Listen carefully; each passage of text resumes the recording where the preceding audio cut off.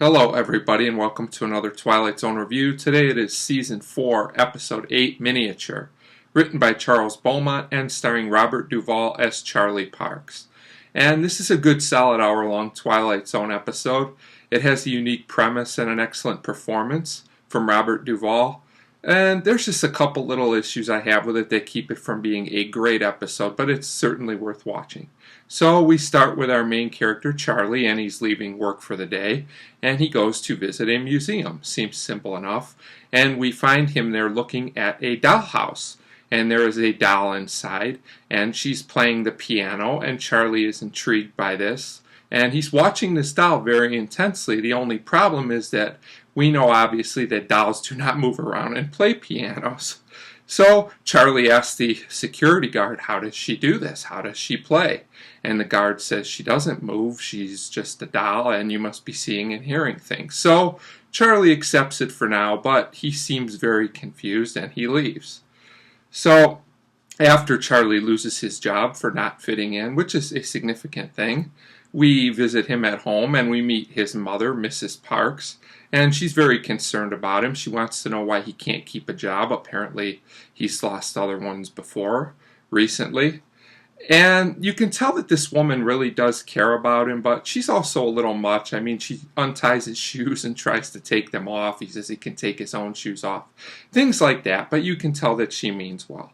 So Charlie's back at the museum, as he seems to only be interested in this at this point, and he's watching the doll play the piano again, and we get a little more of a scene as she's greeted by a male visitor this time, which will be significant later on in the episode. Then we go back to Charlie's home, and we meet his sister and her husband. His name is Buddy, her name is Mira, I believe, or Myra. I believe it's Myra, actually. And they're amusing characters, but they don't really add much to the story. They feel like they're thrown in to make this an hour episode, honestly. But they're okay. They don't really hurt the episode. So Mrs. Parks is very worried about Charlie. Buddy offers him a job, and Charlie says it's too far away. That's the excuse he gives for not taking the job. But it's really probably because his mind is on this dollhouse. So he goes back to the dollhouse, and things have really picked up in intensity. He is now talking to the doll, telling the doll things about himself. He really feels that this doll is alive. The security guard thinks this is weird, which it's a little strange, to be fair. And the guard questions him on it, and Charlie says, if I'm not breaking any rules, please just leave me alone. So for now, the guard seems satisfied and leaves it at that.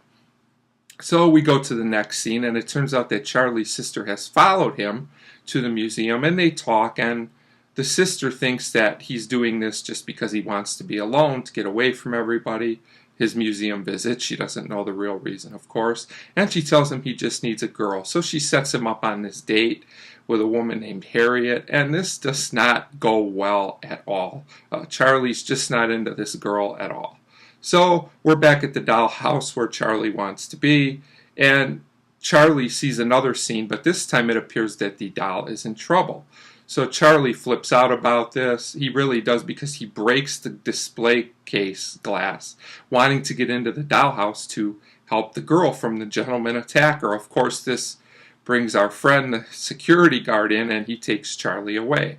So now we go to a scene where Charlie is with a doctor in the doctor's office, and the doctor's telling him, you're having hallucinations. Charlie insists that everything he's seen is real. So the doctor tries to reason with him, and when this doesn't seem to be working, he actually brings out the doll, which he borrowed from the museum, and shows Charlie that this doll it's just a doll. It's made of wood, I believe, and Charlie looks at the doll and he hugs the doll and he cries. I don't think there's any way he's getting over this doll, and this is an excellent scene of acting by Robert Duvall.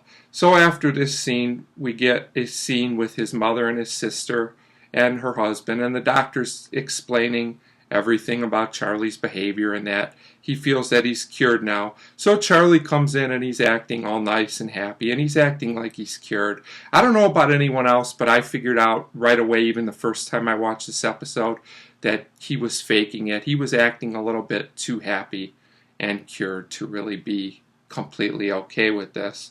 So after we figure out that Charlie's putting on an act, it does appear that he's fooled his mother and his sister because they leave him alone in his room.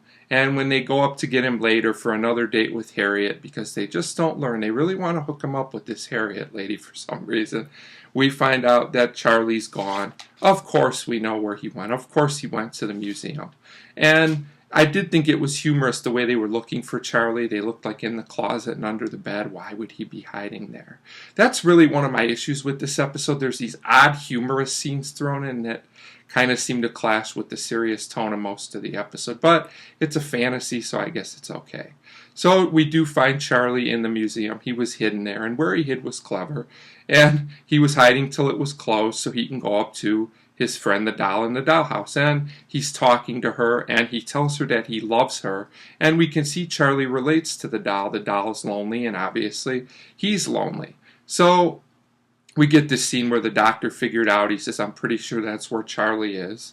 So they go to search for Charlie, the doctor, the guard, and the family, and they're searching the museum for him, but they don't find him. But then the security guard looks into the dollhouse, and of course now Charlie is in the dollhouse with the doll, and they look happy together, and the security guard smiles. So an odd happy ending, but I guess this is a happy ending for Charlie because he's not alone anymore. Like I said, this is a good episode. The dollhouse scenes are done well. They're compelling. If maybe there's one too many, maybe for the hour format. But it's fine because Robert Duvall's excellent performance makes the episode work. He really makes you feel for this character. And another thing, this episode's pretty far out there. You really have to buy into the fantasy elements for it to work. So overall, I give Miniature a 3.5 out of 5. Definitely a must-see for fans of Robert Duvall, or just fans of interesting fantasy. So a 3.5 out of 5 for Miniature, and as always, thank you very much for watching.